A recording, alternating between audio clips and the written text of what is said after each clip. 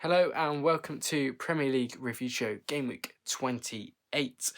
I hope you enjoy this review show and we can just get straight into these games that start at 12:30 on Saturday.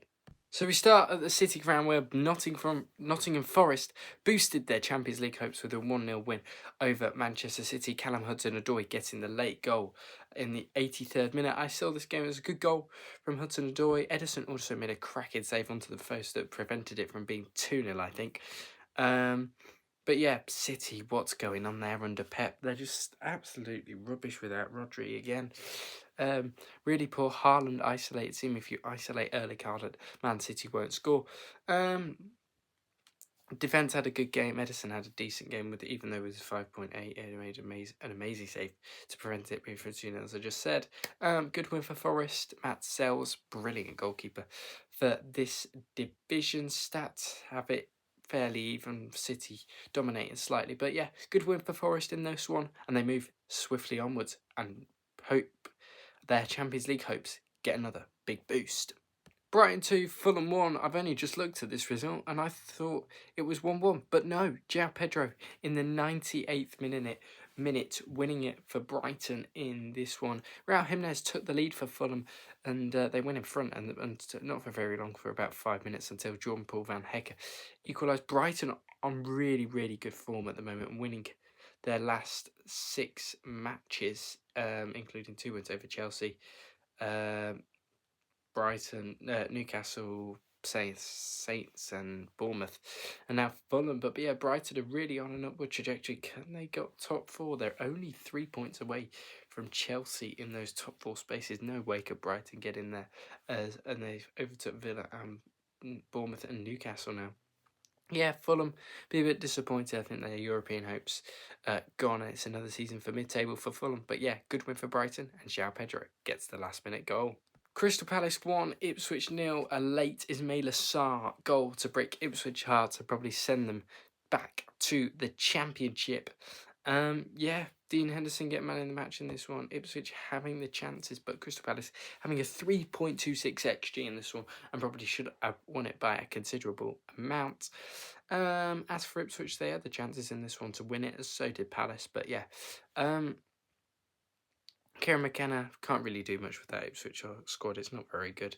Alex Palmer in goal made some absolute worldies again. He is a very good goalkeeper for this level. It's just the defence in front of him aren't very good. They got Delap, but he won't single-handedly keep them up. Another good win for Crystal Palace, and without Mateta, they're cruising up the Premier League table. 1-0 Palace over Ipswich. Liverpool 3, Southampton 1. Liverpool get a bit of the scare when Southampton went in front 45+1, and Darwin Núñez should have been sent off for that challenge on Kyle Walker-Peters, but then controversially scored straight after half-time, and Southampton were in a bit of trouble after that. And then Salah with 2 penalties, and I don't think they were penalties. Southampton have been consistently robbed of good decisions this year.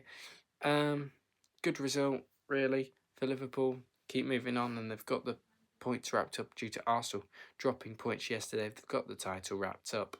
It's game over for them. Stats wise, Liverpool 28 shots on goal, 4.1 XG. Southampton having 6 shots into Ivan Juric, 4 on target, so they definitely could have won this or be in the game if they had taken their chances, but not good enough at the end of the day. They're going down. They're breaking Derby's points record. Liverpool 3, Southampton 1.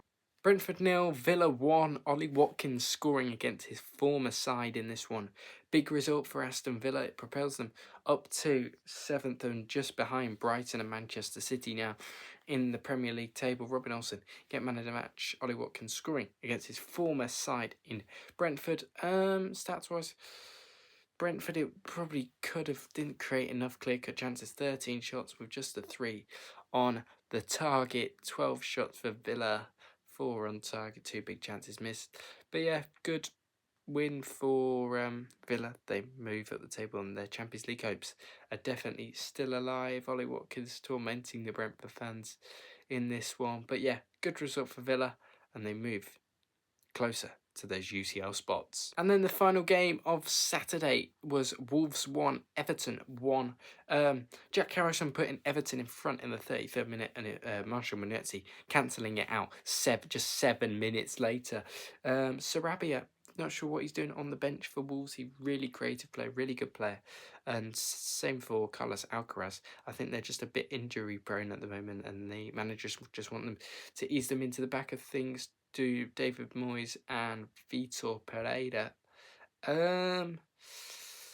Yeah, there's a bit of quality in both sides. Lindstrom's good for Everton. Andre for Wolves. Bellegarde, Strand Larsen. Wolves, really, I could see slipping into that bottom three if Leeds can survive next season. If they go up, that is, after that 1-0 loss to Portsmouth yesterday.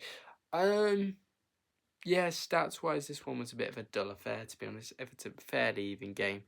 Two teams that are competitive. I'm not going to give an inch about either of it. But yeah, good point for both. Wolves get us another step closer to safety, and they definitely should stay up now. As for Everton, they won't mind a point. As for Sunday's games, Chelsea beat Leicester City and Ruud van Nistelrooy in this one. Cole Palmer missed a penalty, but apparently he was facing some sickness and diarrhoea and probably shouldn't have played yesterday. Yet again, shows the capabilities Maresca has as a manager, trying to play somebody that's sick and got diarrhoea. Ridiculous, doesn't care. I don't care if he's your best player. You shouldn't be playing him, Enzo. Chelsea, Cucurella finally got the breakthrough in the 60th minute with a well-worked goal. Caicedo again, absolute unit in that midfield for Chelsea. Leicester started the game well with a couple of chances, but then didn't really threaten for the rest of the game. 3 shots, 3 on target. Jamie Vardy having a couple, and El Canus having a couple, not couple. Chelsea absolutely dominant, 20 shots, 1.78 XG. They beat Leicester and Ruud van Nistelrooy, who should get the sack. And Steve Cooper, they should have bloody kept him because they might have stayed up with him. Chelsea 1, Leicester 0. Tottenham 2, Bournemouth 2. How Spurs got something from this game was insane. Kepa being an idiot and, Kepa being an idiot on both goals somehow, conceding to Pape Sarr and then giving away that stupid penalty, which allowed Spurs back in the game because Bournemouth were in full control up until this point when I saw it in this game. This is fully deserved of the win. Tavernier, as soon as Tavernier went off, they seemed to crumble a little bit, Bournemouth. He was playing so well, was Marcus Tavernier. Bournemouth, yeah, good chances in this game. Missed a few big ones as well, such as Cliver missing one, Evan Nelson 2, a few offside goals in there too. Bournemouth should have won this, 17 shots to 12. Had higher XG than Spurs. Spurs got a bit lucky, which isn't usually what Spurs are all about, really. But yeah, good win and good point for Spurs. They'll be happy, Big Ange or Willie. Bournemouth be really distraught they haven't won this game. But yeah, decent point for both, less so for Bournemouth. The final game where Manchester United drew with Arsenal, didn't beat them. Arsenal dropping more points in the title race here. You could see in that interview where Mikel Arteta was absolutely fuming. Rightly so at the reporter, because the title is gone at the end of the day and they're going to be nowhere near it. 15 points off Liverpool. Yes, game in hand. Get that to 12 still. Not good enough. Good free kick from Bruno Fernandes. Really top draw finish from Bruno. Knows what he's doing in this division, doesn't he? And yeah, good finish from him. Otherwise, Arsenal should have won this with the stats. They had 17 shots to 10. United, as I always said in the predictions video, always do well against the better teams in this league, if you know what I mean, like the Arsenal, the Liverpools, etc., the Cities. Yeah, horrible point for Arsenal. United will take it. Still 15th in the league, aren't they? Manchester, 14th now. I'm going to put Everton. Wow, that's really going to define their season. Man United 1, Arsenal 1, and that concludes the Premier League review. Just a quick table review then before we end this review show. Bottom 3, not even going to bother talking about them. Embarrassing. Wolves get a point at Everton, solidifying over the bottom 3 and getting another point closer to safety. West Ham got to play Newcastle tonight. That should be an interesting one. Everton get a point. Wolves, they're not going down. Nobody's going down, are they?